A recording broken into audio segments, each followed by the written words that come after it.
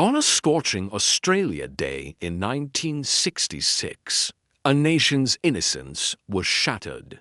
3 siblings, 9-year-old Jane, 7-year-old Arnna, and little 4-year-old Grant Beaumont, took a short bus ride to Glenelg Beach near their Adelaide home. It was a trip they'd made before, a simple summer outing. But on this day, they vanished, swallowed by the summer haze, leaving behind nothing but a trail of unanswered questions that would haunt Australia for generations.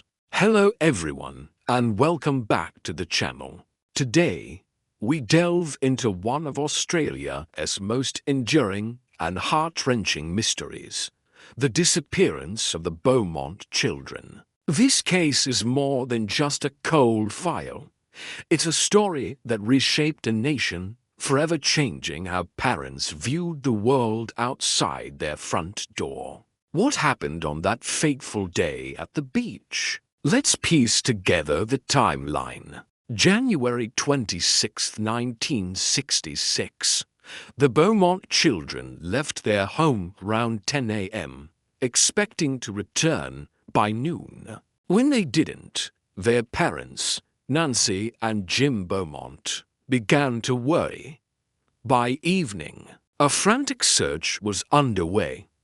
Witnesses came forward with fragmented, yet chilling, accounts. The children were reportedly seen playing on the beach, happy and carefree. But they weren't alone.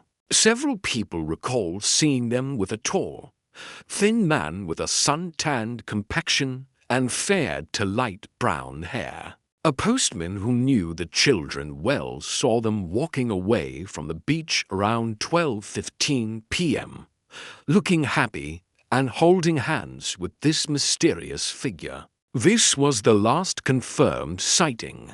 The man appeared to be in his mid-30s, and the children seemed comfortable with him. One witness even overheard Jane telling her mother that she had a boyfriend on the beach. Had this man groomed them, gained their trust over previous visits? The police certainly thought so. It seemed this wasn't a random, opportunistic crime, but a premeditated act. The search that followed was one of the largest in Australian history. Police, soldiers, and volunteers scoured every inch of Glenelg and the surrounding areas. Drains were checked, sand dunes were sifted, and the sea was searched. But there was nothing. Not a single piece of clothing, not a towel, not a shoe. It was as if Jane, Arnna, and Grant had simply ceased to exist.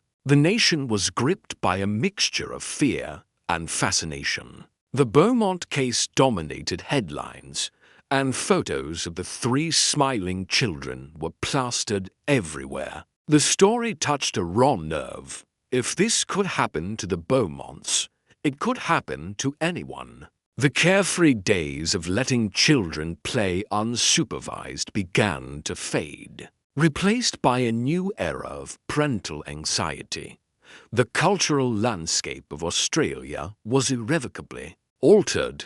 2 years after the disappearance, a cruel twist plunged the Beaumont family into further agony. They received 2 letters, supposedly from Jane, and another from the man who claimed to have the children. The letters described a relatively happy life and mentioned a meeting point. The Beaumonts, clinging to any shred of hope, went to the designated spot with a detective. But no one showed up.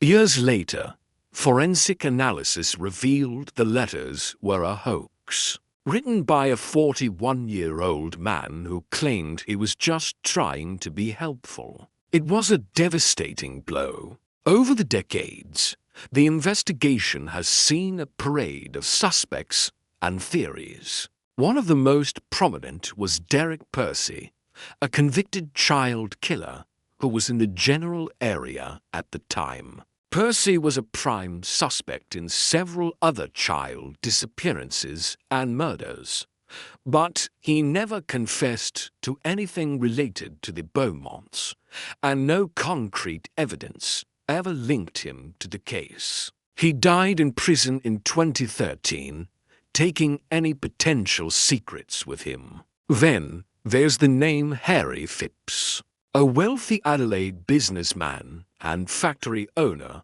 who lived just a short distance from Glenelg Beach. Phipps didn't become a person of interest until years later. After his death, his own son came forward, telling police he had seen the children in his father's backyard on the day they disappeared. Other witnesses described Phipps as a man who resembled the police sketch of the suspect. Seen with the children, they also spoke of his strange, predatory behavior. This new lead sparked a renewed wave of hope. In 2018, police conducted a major excavation at the factory's site where Phipps once worked. Using ground-penetrating radar, investigators had identified an anomaly, a disturbance in the soil that wasn't on the original building plans. The world watched, holding its breath. Could this finally be the answer? After days of digging, the search was called off. The anomaly turned out to be nothing more than dumped waste material. Another dead end. Another wave of disappointment for a family and a nation desperate for closure. So, why does this case, more than half a century later, still hold such a powerful grip on the Australian psyche? It's because it represents a loss of innocence on a national scale. The Beaumont children became a symbol for every parent's worst fear. Their disappearance marked the end of an era, a moment when the world suddenly felt a lot less safe. The mystery also endures because of its profound lack of resolution. With no bodies, no crime scene, and no confession, the story is a void. And into that void, we project our fears, our theories, and our desperate need for answers. The continuous media coverage and public fascination ensure that Jane, Arnna, and Grant are never forgotten. They remain forever young in our collective memory, three children on their way to the beach on a sunny day. The search for the truth is not just about solving a crime. It's about providing closure for the Beaumont family, who have endured unimaginable pain with incredible dignity. Nancy and Jim Beaumont passed away in recent years, never knowing what happened to their beloved children. The quest for answers now falls to the wider community and the authorities who continue to investigate any credible lead.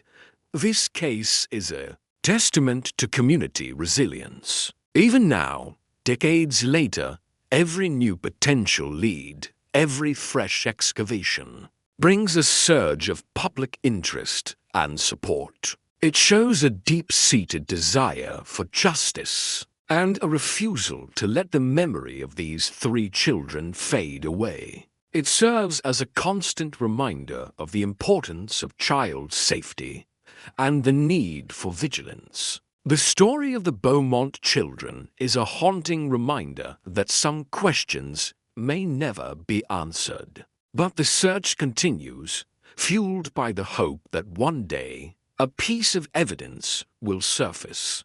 A long-held secret will be revealed, and Jane, Arnna, and Grant can finally be brought home. Their disappearance is a scar on the heart of a nation, a mystery that continues to echo through the decades, a silent plea for justice that has yet to be answered. Thank you for joining me today to reflect on this deeply moving case. If you found this video informative, please give it a like and consider subscribing for more content. Let us know your thoughts on the Beaumont case in the comments below.